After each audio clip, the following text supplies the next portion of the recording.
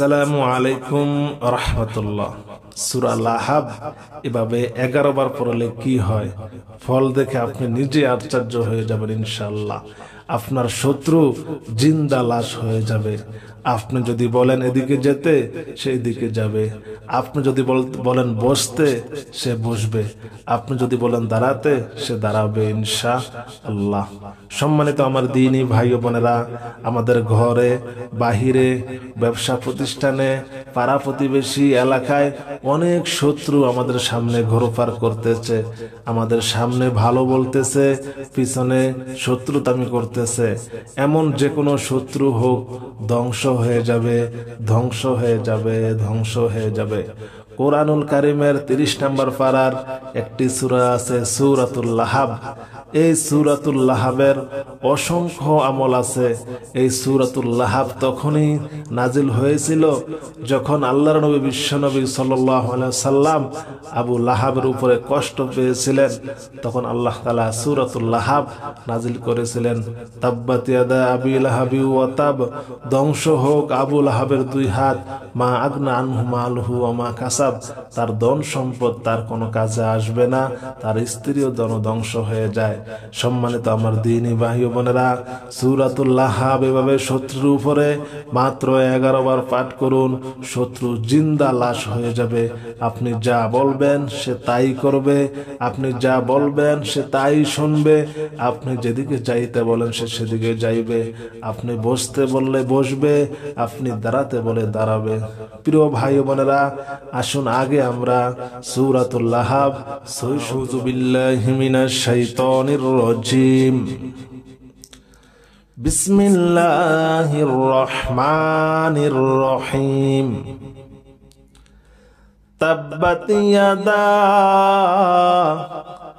আবি লাহাবি ওয়া তাব, তাব্বাত ইয়াদা আবি লাহাবি ওয়া তাব, মা আগনা আনহু মালুহু ওয়া মা কাসাব, মা আগনা আনহু মালুহু ওয়া মা কাসাব, সায়াসলা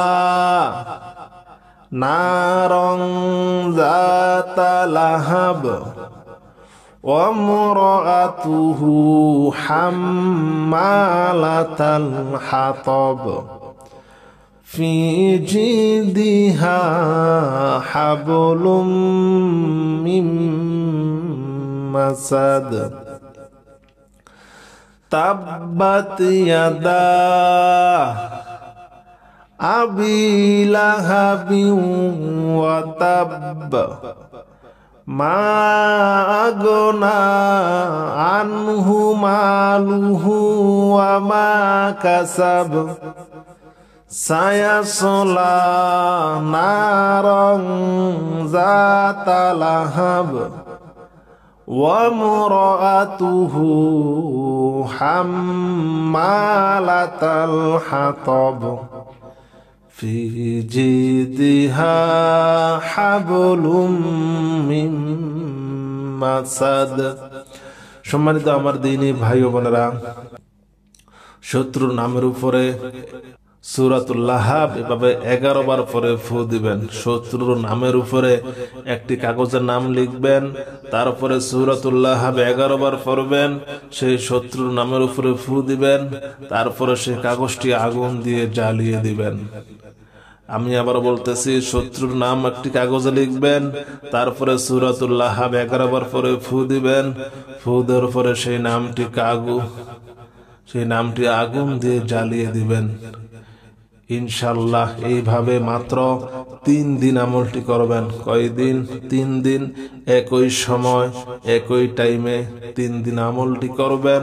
সূরাতুল লাহাব 11 বার পড়বেন, শত্রু নামের উপর ফু দিবেন, তারপর আগুন দিয়ে জ্বালিয়ে দিবেন। শত্রু আপনার বন্ধু হয়ে যাবে, আপনার কথায় উঠবে, আপনার কথায় বসবে। আপনার ঘরেও আমলটি করতে পারেন, স্বামীর জন্য করতে পারেন, স্ত্রীর জন্য করতে পারেন, শ্বশুর শাশুড়ির জন্য করতে পারেন, বাহিরের শত্রুর জন্য করতে পারেন। ইনশাআল্লাহ আপনার কথায় উঠবে, আপনার কথায় বসবে।